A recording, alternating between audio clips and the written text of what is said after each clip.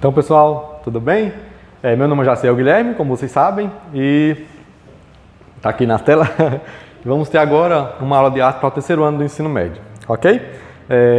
O conteúdo que seguimos é o conteúdo do livro didático de vocês, tá bom? Está no capítulo 5, que fala sobre o transcendental e o decorativo, e as expectativas, que são as mesmas do capítulo, vocês podem verificar lá, acompanhando, né? Está lá do lado inferior esquerdo. E podemos perceber que são o seguinte, acompanhem. Conhecer as manifestações artísticas na Idade Média, identificar diferentes modalidades expressivas, reconhecer estilos artísticos e movimentos de diferentes povos e culturas, identificar materiais e padrões distintos desse tipo de arte. Recomendo que ao final da aula vocês possam voltar lá nesses objetivos prévios e verificar se eles foram atendidos, tá bom? Vamos lá. Seguindo adiante. Para compreender essa aula, sugiro que vocês revisem conceitos, por exemplo, de arte egípcia, arte grega, sobre a história do Império Romano, arte bizantina e arte medieval, que é basicamente o que vamos ver aqui, mas eu sugiro que vocês vejam no contexto de história e geografia, se for o caso. Ajuda muito. Vejam também o sistema feudal, que eu não coloquei aqui, mas vale muito a pena no contexto de arte medieval, e o Renascimento na arte, tá? Que é pós esse conteúdo, mas já dá uma prévia de como esse renascimento se deu. Vejam conceitos essenciais, se já lembrarem, perfeito, mas recomendo que lembrem para que possamos abordar mais durante a aula, tá bom? Segue adiante. Temos essa imagem, a imagem aqui do Thomas Cole, o curso do Império, mostrando a exuberância de como se deu o Império Romano aí no seu apogeu, tá bom? A obra do século XIX, está na National Gallery em Londres. Recomendo que vocês em algum momento tenham acesso, vão visitar. Mas retratando quão grande foi o Império Romano, por exemplo, para a Europa. Sobre arte bizantina e arte medieval, que é o que nos interessa agora, né? E o que ela tem a ver com o Império Romano. Sabemos que o Império Romano, por esse mapinha aqui da Europa, perceba a localização. Temos aqui a Itália, então vai ter a França, a Grã-Bretanha, né, o Reino Unido, a Alemanha, Espanha, Portugal. E sabemos que o Império Romano tomou toda essa área aqui da Europa. Depois foi dividido em Império Romano, à minha direita, oriental, e à minha esquerda, Império Romano ocidental. Com essa divisão, a capital do Império Romano ocidental continuou Roma, e a do oriental passou a ser Bizâncio, na Macedônia, que hoje é Istambul, a Turquia, depois que foi tomado o território aí pelos turcos. Isso é aula de história, tá? Revisem lá. Isso acontecendo por ser Bizâncio, né, e por ter sido o imperador Teodósio, dividiu as duas partes, como sabemos, e Constantinopla, porque o imperador Constantino que estabeleceu aí esse tipo de comportamento cultural. Sobre a arte bizantina, uma arte de adorno, uma arte de luxo, arte de grandeza, de cores e arte cristã, como podemos perceber nesse conjunto de imagens aqui, ok? Horas com afrescos, horas com iluminuras, horas com pinturas e horas com arquitetura. Então são essas vertentes artísticas que vamos abordar aí para a arte bizantina, tá bom? Como caracterizar ela? Primeiro, o cristianismo passou a ser reconhecido como religião. Como Jesus era uma ameaça para Jesus, o mesmo Jesus da religião católica, ok? O mesmo Jesus do cristianismo. É esse que abordamos aqui. Foi uma ameaça e perseguidos pelos os romanos, os adeptos se escondiam em catacumbas para fazer orações, os seguidores. Isso durou muito tempo. Inclusive, essa liberdade dos cristãos se manifestarem enquanto religião veio dar 3 séculos depois do nascimento de Cristo, por exemplo, em 313, que foi com o imperador Constantino. Então, com essa liberdade dos cristãos, ou seja, a perseguição acaba, surgem as igrejas cristãs e a arte bizantina se oficializa. Ok? Então, nesse contexto, percebemos aqui uma pintura paleocristã, que é de arte bizantina, na catacumba de Santa Priscila, em Roma, no século II, depois de Cristo. Tá bom? Percebam um contexto aí no teto, nas paredes de uma catacumba, que supostamente nas cavernas os cristãos se juntavam para fazer as suas orações, já que era proibido. Com o surgimento das igrejas ou basílicas, isso ficou mais livre. Então esse adorno aí por liberdade do imperador, usando a arte, aumentou. Então ela deixa de ser um tanto utilitária, um tanto como útil, passa a ser mais agora com apreço, com encanto, com decoração. Tá bom?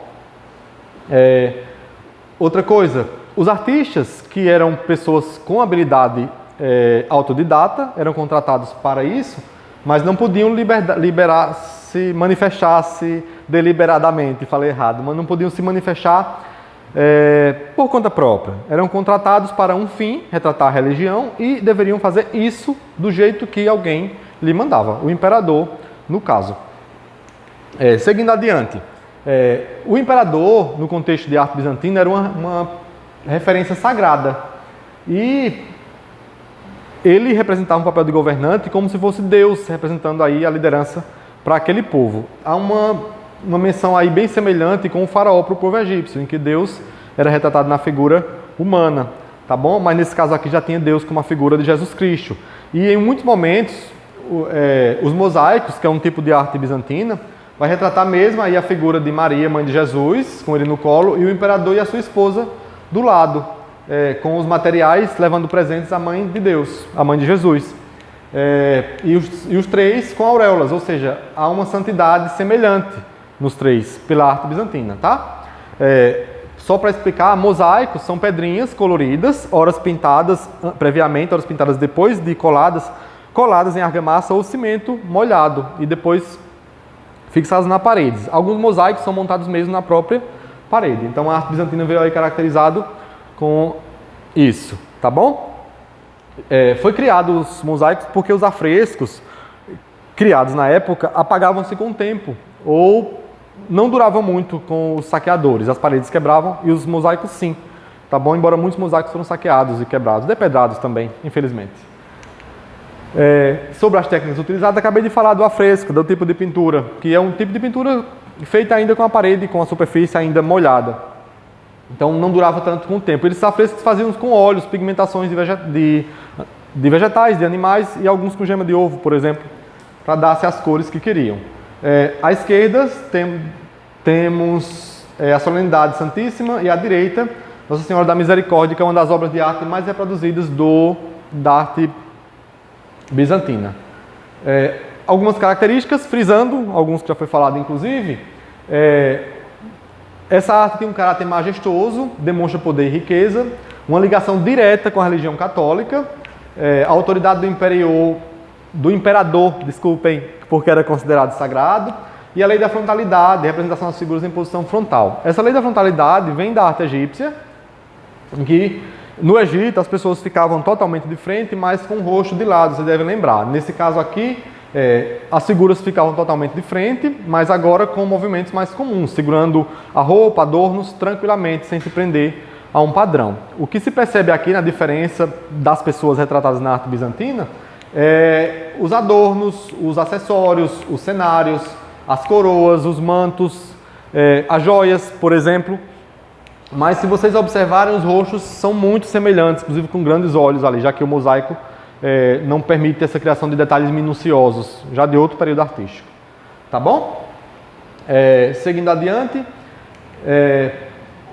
outro item de arte bizantina é a arquitetura, né? Como o surgimento de grandes basílicas, grandes igrejas foi possível, então grandes espaços para abrigar essas obras de arte, esses afrescos, esses mosaicos, foram necessários. Então, a arquitetura se destaca aí como expressão artística do período, com construção de grandes espaços, dada a amplitude e riqueza. Uma característica de arte bizantina é que elas vão servir também para abrigo para possíveis ataques da comunidade, religiosa ou não, tá bom? Temos aqui a Basílica de São Vidal, em Ravenna, na Itália, como exemplo. Percebam que portas e janelas e as colunas externas aparentes aqui, tá bom? O aspecto de igreja que temos até então não é ainda colocado. 3 exemplos mais reconhecidos de arquitetura bizantina são em 3 basílicas. Temos a de Santo Apolinário, em Ravenna, na Itália. A Igreja de Santa Sofia, em Istambul. Essa é a mais famosa, mais reconhecida e a maior, reconhecida pela autoria do matemático Artemio de Tales Isidoro de Mileto. E alguns momentos você vai encontrar eles como arquitetos, mas não eram. Cuja construção foi feita entre os anos 532 e 537, e a Basílica da Natividade em Belém, construção ordenada pela mãe do imperador Constantino, e a cidade onde Jesus nasceu, e foi construída entre os séculos 327, entre os anos 327 e 333, incendiadas cerca de 2 séculos depois. Então, essa é a Igreja de Santa Sofia, em Istambul, na Turquia, atualmente, e construída para agradar as classes mais abastadas. Vejam a imponência dela para com o espaço. Depois que os turcos tomaram Constantinopla, essas torres foram construídas, que não é do projeto original, por exemplo, né? E ficou com a cara de mesquita, que de fato foi a intenção. Tá bom? O termo Santa Sofia se referia à Regia Sofia, à sagrada sabedoria, né? Já usando o termo latim aí, porque seria na religião com a política que a sabedoria ia ser encontrada por esse teor aí. Tá bom? Aqui temos um exemplo de planta da igreja. Vocês podem perceber que ela tem uma abóbada circular que fica em cima de um prisma aí quadrado, tá bom? E todo o espaço em volta foi sendo construído ao longo do tempo para que as pessoas ficassem abrigadas pela religião ou por ataques. Percebam nesse sentido que temos uma secção, por esse traço vermelho, visto por esse lado, né? Seccionando a igreja inteira. Essa secção, podemos perceber a imensidão da abóbada principal, com abóbadas em volta, tá bom? E a nave que vai proteger toda a comunidade que ficar aqui embaixo, tá bom? Essa lógica de abóbadas, pessoal, que temos aqui, na próxima imagem dá para ver também, percebam por dentro o interior dela. Foi muito usada para fazer menção à abóbada celeste, né? Da imponência da arquitetura que leva os fiéis a se direcionarem ao céu. E no interior dessa catedral vai fazer muito isso. Há muito luxo, muitos mármores muito caros, há muito ouro, muitos mosaicos, muitas pinturas. Alguns foram depedrados com o tempo por saqueadores, por exemplo. Temos aqui, dá para ver na imagem, algumas depedrações, mas vocês conseguem perceber a imensidão e a majestosidade dela comparado com a escala humana. Veja, tem pessoas aqui embaixo, os luxos um pouquinho acima das pessoas e toda a imponência desse espaço, né? Com grandes portas, grandes janelas, vitrais, muito adornada, muitas colunas corintas lá da arte grega, como vocês podem perceber, é majestosa mesmo e virou ícone aí de arte, seja em pintura, escultura e arquitetura de arte bizantina, ok? Sobre as iluminuras, vem da arte bizantina, mas prolonga-se também na arte medieval, como vamos falar daqui a pouco. As iluminuras se caracterizam como pinturas e ornamentos feitos em livros. Como a maior parte da população não sabia ler palavras, né? Conseguia ler imagens. Então, e a arte bizantina era totalmente didática e tinha um cunho aí religioso de educação social, então pregava-se também com as iluminuras, ou seja, as cenas bíblicas, o contexto bíblico, a história bíblica era tratado com pinturas em livros iluminados, também com ouro, por isso chama-se de iluminuras. Antes, as iluminuras se iniciavam pela primeira letra de cada texto, tem aqui um D, por exemplo, e com uma ilustração do que teria naquele texto. Depois, cenas inteiras foram retratadas, tanto nos livros quanto em painéis, e as iluminuras ganharam esse cunho de educação religiosa também. Tá bom? Os principais artistas das iluminuras eram monges, no caso aí a arte já se fixa enquanto escola nos mosteiros e igrejas, e eram mesmo responsáveis para retratar essas cenas religiosas ali, naquelas, às vezes, superfícies metálicas de madeira e alguns papéis especial também, né? Esses não duraram tanto com o tempo. Outro exemplo de iluminura.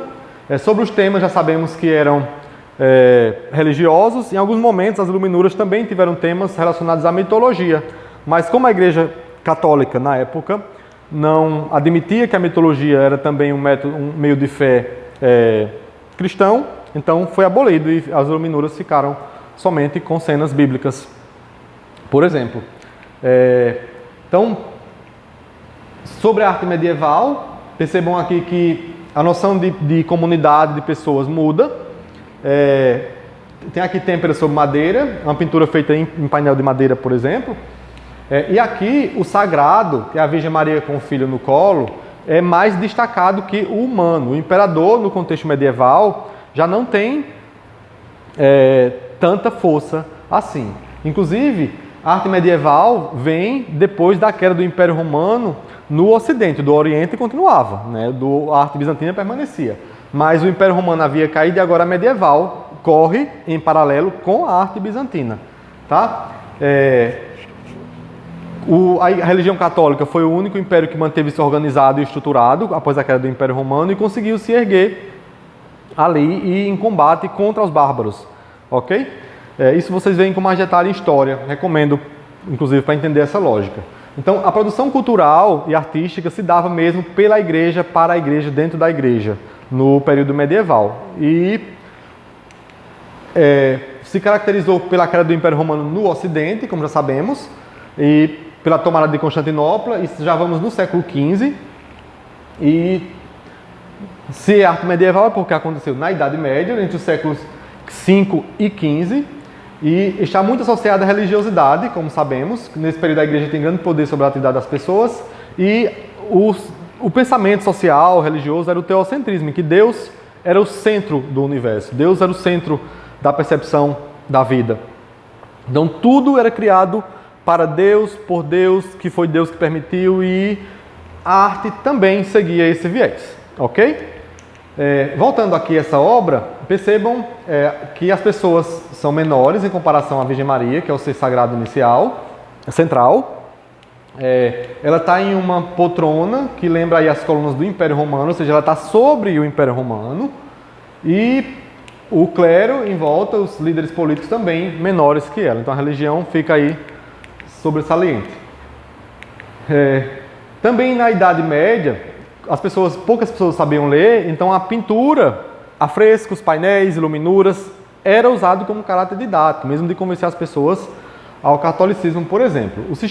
A principal organização política administrativa era o sistema feudal, como sabemos aí, predominantemente agrícola. O clero estava no poder, inclusive como possuir terras e ferramentas de manufatura agrícola, e todos os impostos eram pagos para a igreja, que era praticamente a instituição única que existia organizada nessa época. Nesse contexto se desenvolveu também arquitetura, pintura, música, escultura e literatura, mas todas muito ligadas à religião. Sobre a arquitetura, por exemplo, percebemos aí o estilo românico e o estilo gótico. Tá? Na pintura temos um expoente aí fantástico, que é o Giotto. Então temos uma obra, o Beijo de Judas. No contexto de Páscoa, você deve lembrar muito bem de que se trata o Beijo de Judas, na traição de Cristo, e soldados em volta. O uso de cores predominantemente primárias e também iluminadas. É uma obra do século XIV, como podemos ver, e está em Pádua, na Itália. Tá? Outra obra de Giotto é a Lamentação. Percebam que é quando Cristo foi retirado da cruz.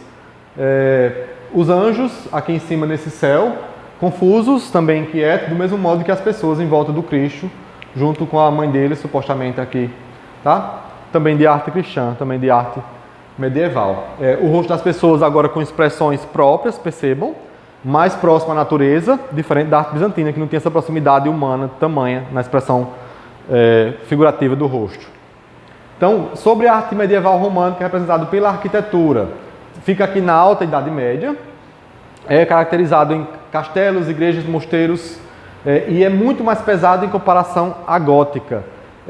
Poucas portas e janelas, pouquíssimas, já que esse caráter arquitetônico se via também como fortaleza. Lembrem que a igreja tinha muitos ataques e sofria com medo também de invasão e de que o império dela caísse. Aqui, essa imagem da igreja de Notre Dame, na França, construída no estilo romano, que ainda não é a Catedral de Notre Dame, tá? Ainda a Catedral de Siena, na província italiana, também no estilo gótico romano. Percebam que poucas portas e janelas e paredes muito robustas, e as colunas românicas ficam aí evidentes, tá bom? Essa aqui já começa a ter um jogo de detalhes que serão mais salientes na arquitetura gótica, por exemplo. A iluminação natural, pessoal, e ventilação natural das arquiteturas românicas são bem precárias, já que não tinha tanta abertura para o exterior, por exemplo. Tá bom? Esse caráter de fortaleza aí era bem predominante. O caráter gótico, voltando aqui, que eu não citei nas imagens, vocês podem pesquisar. A Catedral de Pisa, na Itália, que inclusive tem a Torre de Pisa, que é lá inclinada, vocês podem ver que é também do estilo medieval românico, ok? É um ícone aí desse contexto, por exemplo. Sobre a medieval gótica, agora fica na Baixa Idade Média e as paredes passaram a ser mais finas e a quantidade de portas e janelas também aumentou. Então a salubridade dentro do espaço, fosse para ventilação, iluminação e qualidade de vida, também aumentaram. Tem esse caráter de monumentalidade, de grandiosidade, majestosidade, sim, que direciona-se com o sagrado para o céu. E a quantidade de torres, vocês podem perceber aqui, aumenta. E o maior número de luzes, já que entrava-se no espaço, né, permitiu-se aí o uso de vitrais, ok? A imagem que temos aqui é da Catedral de Milão, na Itália. A construção é um grande exemplo de arte gótica. Quando puderem, recomendo que vão visitar, vale muito a pena. Também de arte gótica, um ícone aí da arquitetura, que é a Catedral de Notre-Dame, em Paris, na França. Está aqui já com os andames da reforma, né? Vocês devem lembrar que recentemente houve um incêndio e queimou o telhado de madeira. Construída aí do século XII ao século XIV.